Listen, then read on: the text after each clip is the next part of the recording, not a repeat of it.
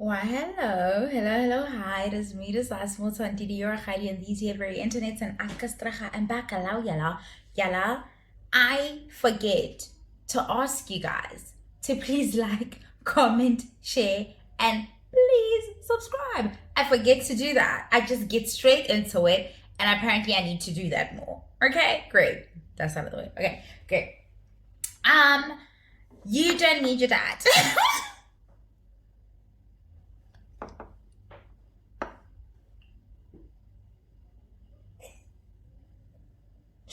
Oh my god. Okay. I'm not the one saying it, but I do report the news sometimes, and that's what I'm doing. Okay. How do I know that you don't need your dad? Not really. Um, it's layered, right? Layered. But I personally feel like if the numbers are anything to go by, the men walking away from their responsibility in as far as parenting goes is telling of how valuable they know they are, like how much value they know they bring to the situation. That's how they walk away and they're like, oh, the kid would be fine. A lot of you were fine until people started telling you that you're not fine. Because my thought is, what was this person going to imprint on you, teach you, if this is their character? Like, if they had the character of somebody who says, I'm gonna create this life and ditch it and make like I have no responsibility to it, if they stuck around and that's the kind of thinking that they have, what were you really gonna gain from their presence? What were you gonna learn? But Didi, why is this on your mind? The ceiling trend, right? On TikTok, there's a trend where the girls are hooking up their phones on the ceiling or whatever, and they're twerking, baby. What's this girl's name? She shut it down. Yo, it's so good. Why can't I remember her name? Good Lord. But it's so good. Anyway, she did that. And then this other girl who's a Christian influencer, like, that is so hilarious to me. But it's not really. I mean, Christianity is a brand very much steeped in capitalism like any other brand. So I'm not caught off guard that there's such things as like Christian influencers. Like, okay, girl, get your bag. We see you. Anyway, I'm going to just attach what she had to say here. And that's what like really, really triggered this conversation in me. I mean, I've been meaning to have it. You guys know how I feel about dads and stuff. My first video on this channel, I don't know if it's still up, was on, did I hide it? I don't know. Rating the different kinds of like deadbeat baby daddies. So this is obviously like my ministry. This is like a cause close to my heart. But just watch the video and then we're gonna come back and have chats. Okay, great. The only reason why you're going to put your phone on the ceiling and start twerking is because you don't have a father. So you're going to do anything to get male validation and attention because your father did not give you that when you were growing up. So we are witnessing a bunch of ladies who are fatherless. Your father did not teach you how valuable you are. That's why you behave like that, because you don't have a father. It's always the fatherless women that behave in a very weird manner. Always the fatherless ones. Make me understand. Why is your phone up the ceiling? Because you're fatherless. Oh, it's crazy to me that she says the girls doing that are doing it for male validation, but her whole spiel is very much rooted in men, the patriarchy, pick me, I get it, I know how it works, so I don't know who's looking to be validated by who here.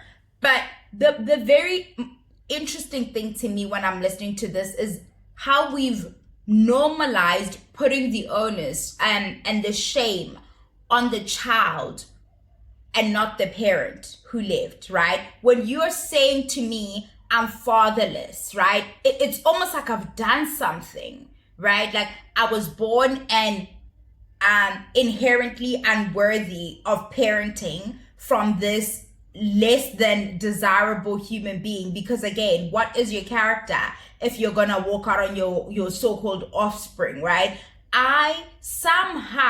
my value is determined by whether or not this other person of low character and value sticks around.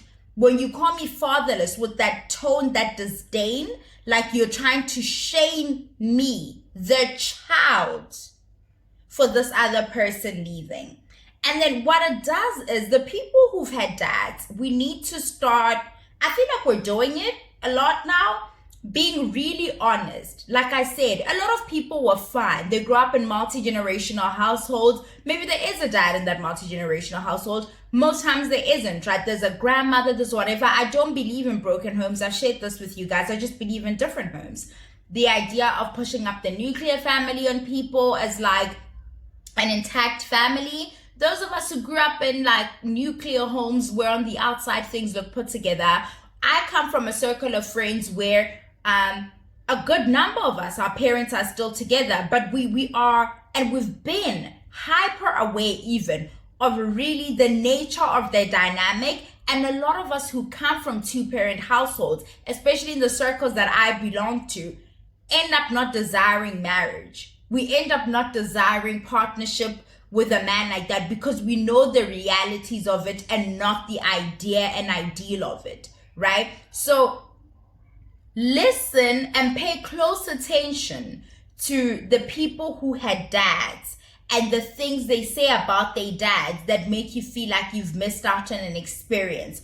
In my experience, it's been the people who have dads who have money, the men who can perform this role of provider, this pigeonholed thing that they've decided this is the one thing that's like manhood, right? Those are the kids that tend to convince us or try to convince us that I'm a daddy's girl, I'm a dad, and I just had the best dad. And then you listen to what they say when they talk about their dad being the best. It's always a dude just paying for some shit. This dude doesn't know much about them, hasn't spent much time with them, just pays for shit, right? Because even as a child, you somehow become aware that the bar for fatherhood is low. It's super low. It's in hell, you know. It doesn't even exist, right? You're hyper aware of that as a child. So even your expectations of your dad are very low. And some of us, even in adulthood, we stay in that place because we want to keep our dads here, right? The narrative building thing that women do in heterosexual romantic partnership, it's the other thing that children do for their dad, right? They maintain an image of their dad for the public and stuff, but also that narrative building is very much linked to, I want people to see the value in me. And if I can say that the first man I loved or the man that I came from loves me, that makes me somewhat like automatically more valuable than this other person, which then leads you guys who didn't have your dads in your lives to hold on to relationships with men that you don't have any business being with, especially once you've had kids with them. This is one thing that I've noticed. Once you've had kids with them, because you're like, oh, but he's a great dad and I don't want to take that away from my kids. You're not taking anything away from your kids. Get out of these fucking toxic relationships that you're staying because you think you're providing your kids some experience that you didn't have. It's called trauma. Yeah, that's that's the experience. Your children are learning that a man can treat you like shit, and it's on purpose. It's manipulative. This thing that though in this particular dynamic that I'm talking about, the fatherless girls, right? Because that's what they're calling you guys. You're fatherless. Okay, trust me, it's a fucking blessing that fucker is not in your life. Okay, he doesn't want to be there. He probably doesn't deserve to be there. You didn't miss out on anything. And I'm very, very fucking sick and tired of everybody trying to convince the girls, especially the girls who didn't have their dads in their lives, that they missed out on some fucking wonderful experience. If you belong to the child of a woman outside of the marriage, talk to your siblings if they're talking to you. Talk to your siblings who had the dad in the home because the dad stayed with the wife, and they'll tell you that person was barely there, right? Or when they would come back home, the happiness, the joy, the fucking energy vampires that would just suck the joy out of the room. And every time we hear the car pull in, everybody scatters about the place. We all scour and then we all go to our little corners of the house because this energy vampire is now back to steal the fucking bit of joy us and our mom were enjoying in the past like hour or so. That's the experience of having a man in the household. Everything else is the exception. Like the two of you who had nice dads, who were present, who also maybe were paying for stuff, who knew your shoe size, who were interested in what you were interested in, who changed your diapers, who cared to know what's going on with you and your friends. You're the exception. You don't need to come under the comments and say, my daddy, fuck your daddy, girl. Real life, that clearly this chat is not for you. Don't do that. Don't do that. Because you guys like to do, okay. But don't do that. Okay. The girls who grow up without this thing, and then they're constantly hearing about how, oh, my dad this, and they're constantly being sold that this experience of having a man around makes you like somewhat just like automatically more deserving of all manner of stuff, right? She had a dad, that means she's gonna get treated a certain way. Lies. Lots of my friends again had dads. They still get dribbled. Niggas still fucking do them in. I don't. The sow is a lie. That's the point of this chat. This idea that having a man in your life will automatically produce this kind of woman is a lie.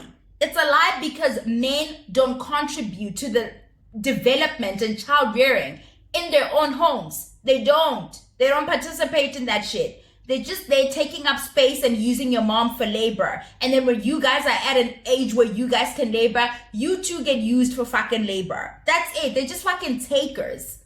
That's what they are. So you missed out on nothing. You actually saved a lot of energy from having to like bow down to this fucking other human and like give him water to wash his hands. And he just sits there like this and takes up space and makes everybody unhappy and miserable. That's what having a dad is. Like, I don't know what to tell you guys. And then you guys get told that you missed out on an experience, right? You find yourself in a relationship, and then men use your kids to manipulate you. When you see your man be a horrible partner to you, experience him cheating on you, even being abusive in all kinds of ways, right? But then he throws the kids up in the air and he's like, woo, woo, woo, and like spends, and then always does it in sight of you or other people so that people can say, oh, he's such a great dad. That man knows he's manipulating you. That 5 minutes of him throwing the kids in the air cannot be the reason why you stay with him. And you're like, oh, but he's such a great dad. No, girl, he threw the kid in the air. That like, and then the kid had a laugh. Okay, that cannot be like the bar of good fatherhood. I mean, it's in fucking hell, like I said, right? Right? Lil Nas X and I are twerking on it. Ooh, that girl should go and twerk on it. I forget her name. She's so good. And I'm not on TikTok anymore, so I can't even say I'll repost it so you guys see what I'm talking about. But she's wearing a white thing. She's a popular influencer. I forget her name. God damn it. But it was really good. But you didn't miss anything. Having a dad, the ones who... even my own personal friends, right? Or friends of friends, just people around who always talk about how wonderful their dads are. It's men who we know are horrible to their wives, probably horrible bosses or horrible colleagues and horrible people to deal with. But they think their dads are awesome because their dads have like a cool car and they're paying for some school fees and stuff. And then it's, oh, my dad this and oh, my dad that and oh, my dad there. Meantime, your dad is a fucking terrorist to everybody else. But Sutton Strack on Real Housewives of Beverly Hills, as she's like an old woman. She's like in her 50s, if not closer to 60, right? So she lost her dad at 15 by he unalived himself. And she opened up a store out there in the world somewhere in Beverly Hills. And she named the store after her dad or something like that. And then her mom was on the show with them and stuff. And she got so emotional. And she's telling her mom about how, oh, when dad died, you know, I really miss him. Baby, her mom was just like, and then she's like to her mom, Mommy, you don't miss? She's like, no. Like, literally, that lady was like, no. Like, she's like, the experience you have of your dad, the relationship you had with that man is not the relationship I had with him. And they were still married when the dad passed on.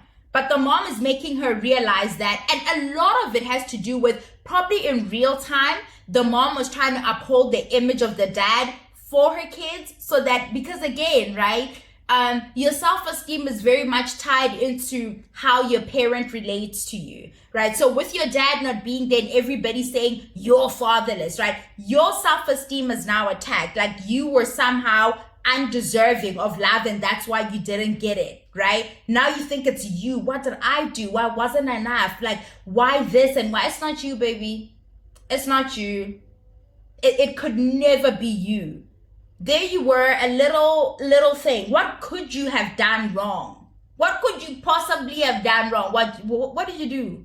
Like you came a week late, you came a week early. Like what did you do? What were you drinking too much formula? Like what were you doing that made you so undeserving? So it's not you. And I really need for women to rid themselves of these things, especially when they start dating and going into partnership with men. Don't go into it with this thing of, I don't want my child to have the same childhood that I had where they didn't have a dad. Just want your child to have a healthy home.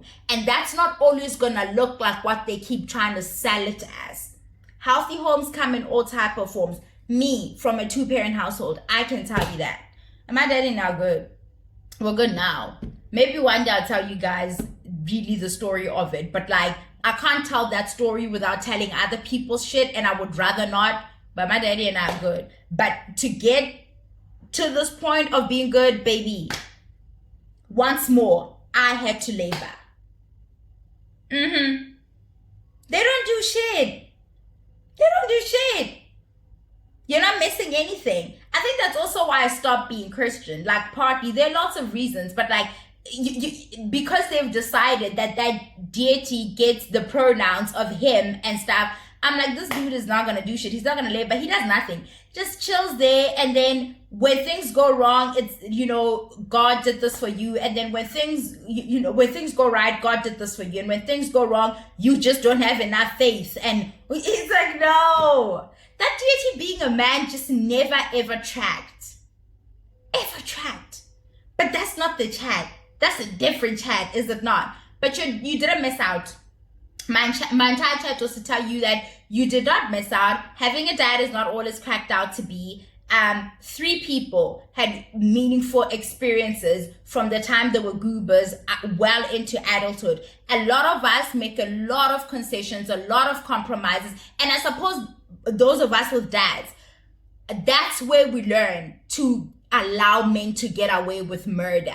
We did it with our dads. We made excuses for the subpar parenting that we got from them in contrast with what our moms had to do in the same homes. That's where we learned that men don't have to do much. Their existence, just them, like, that is enough. They've done enough for the day and they're fucking exhausted.